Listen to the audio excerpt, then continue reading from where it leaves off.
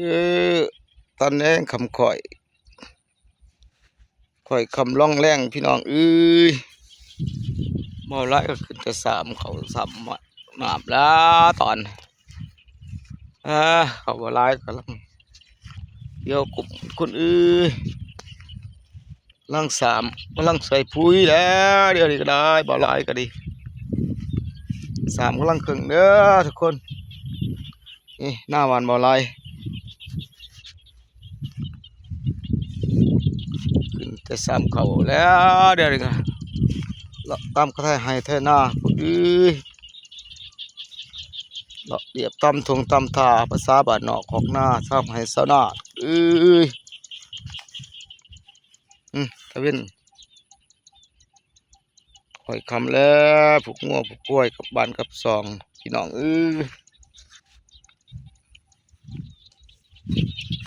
จะคือสิเป็นเบอ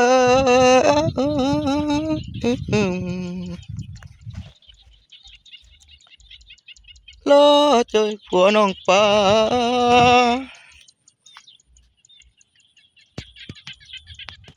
อ้ายนี่นะสิตายก่อนแต่คำแพงเป็นหนาวนอนมาคือใครบ่ช่วงไหน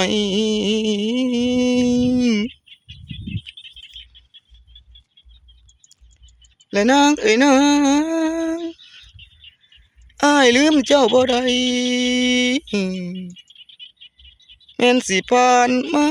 หลายปี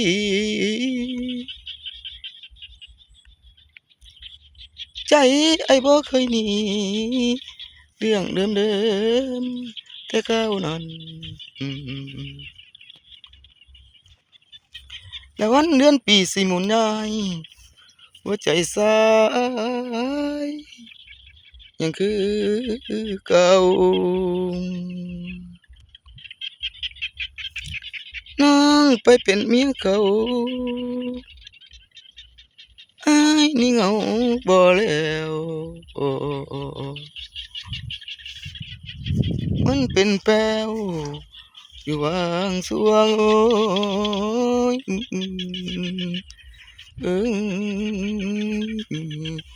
เดนอน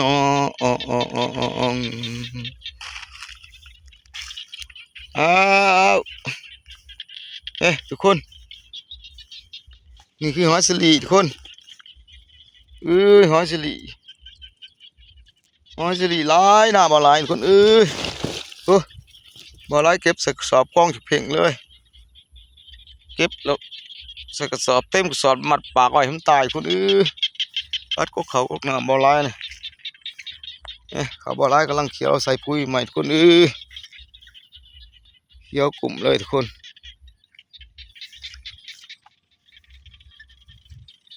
น้ำปุ๋ยเค็มดื่มเลย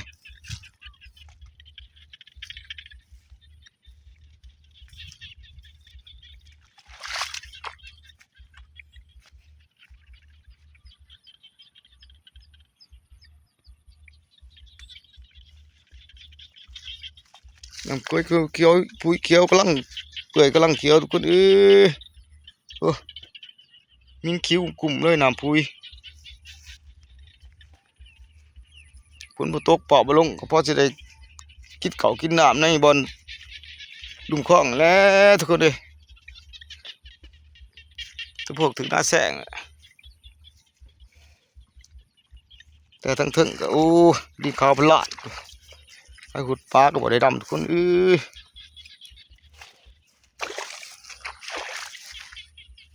อันนี้คือพวกสิถึงหน้าแสง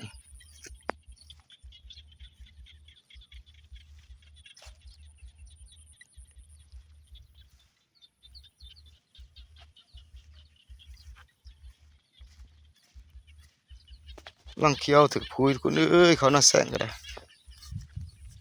บนรถบนที่ถึงหน้าแสงกำลังเขียวเขี